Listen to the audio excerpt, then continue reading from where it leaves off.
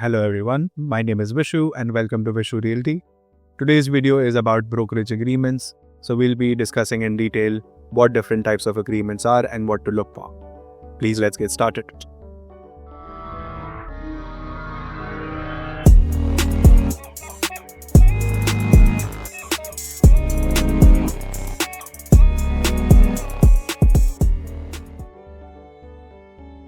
Slide 1.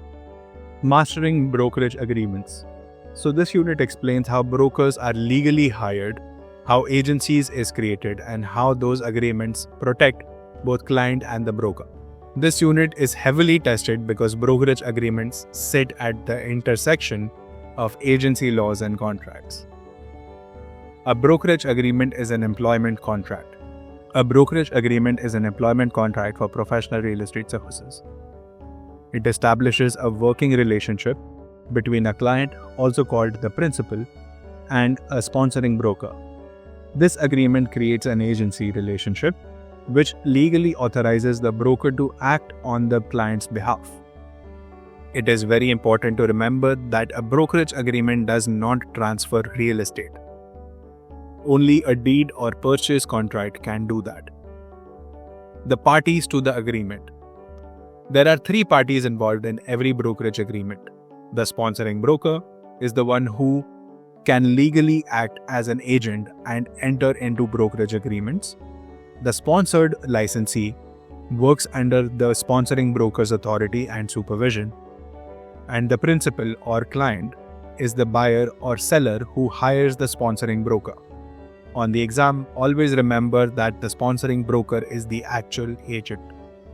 Enforceability, oral versus written agreements.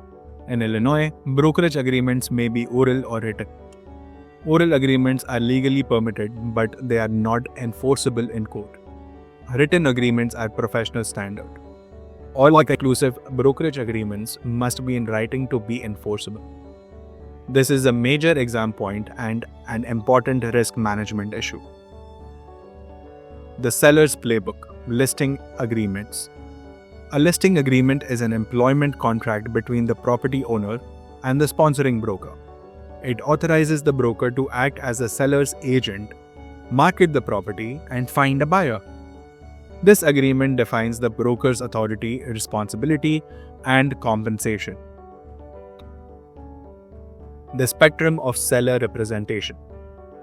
There are 3 main types of listing agreements, and they offer different levels of protection for the broker.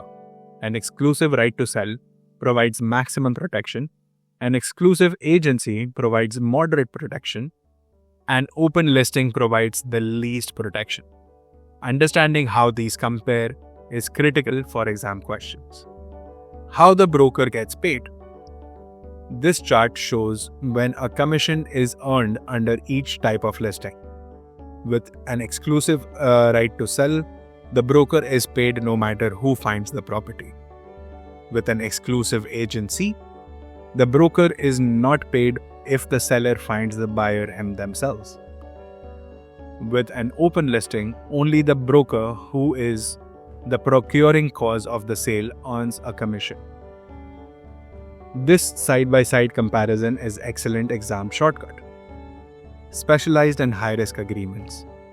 A net listing allows a seller to receive a set amount, and the broker keeps anything above that as a commission. Net listings are legal in Illinois, but they are strongly discouraged because they create conflict of interest. An option listing gives the broker the right to purchase the property themselves. These agreements are legal but heavily scrutinized due to the high potential for abuse. Buyer agency agreements. A buyer agency agreement is an employment contract where the broker is hired to represent the buyer. This creates a formal agency relationship and all fiduciary duties owed to the buyer client. Buyer agency agreements may be exclusive or open, depending on how the relationship is structured. The legal framework governing all agreements. There are several legal rules that apply to all brokerage agreements. The MLS is the marketing organization that promotes cooperation and compensation, but written seller consent is required before listing. Commissions are always negotiable, and there is no standard commission rate. Claiming otherwise violates antitrust laws. Licensees must also provide full disclosure of agency relationships, material facts, property condition, and potential hazards such as lead paint and radon. The life cycle of an agreement and how it ends. A brokerage agreement can terminate in several ways. It ends when the purpose is fulfilled, such as when a property sells or a buyer finds a home. It can end when the term expires by mutual agreement or due to breach of contract. Death or incapacity of a broker or client can also terminate the agreement, as can destruction of the property. This concludes our unit number 6 of brokerage agreements, and these are the key takeaways that I want you to remember for exam day and every day also. Exclusive agreements must be in writing to be enforceable. You must understand the differences between exclusive right to sell, exclusive agency, and open listings.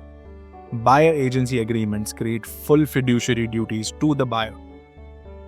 And timely disclosure is a non-negotiable legal duty in Illinois, or in a matter of fact, anywhere in the United States. Professionalism and safety are also emphasized. This concludes our video for today. If you like this, please like and subscribe and leave a comment for any questions you may have, and I will do my best to answer them.